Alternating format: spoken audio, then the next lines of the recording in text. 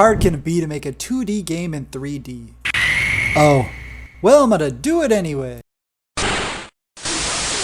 I'm giving myself 2 weeks to see if I can make the original Pokemon Yellow in 3D. Since I'm making this entirely from scratch, the first step will be to get models of Ash and Pikachu that we can walk around as. I wanted to go for a stylized voxel look, so I found some free models online and imported them into Blender to touch up. So whenever we're not moving, the game plays the idle animation by default, and whenever we do move, the idle animation switches to walking. Except there's one big problem. Whenever Pikachu's model was imported into the game, he's got this big hole stuck in the top of his head.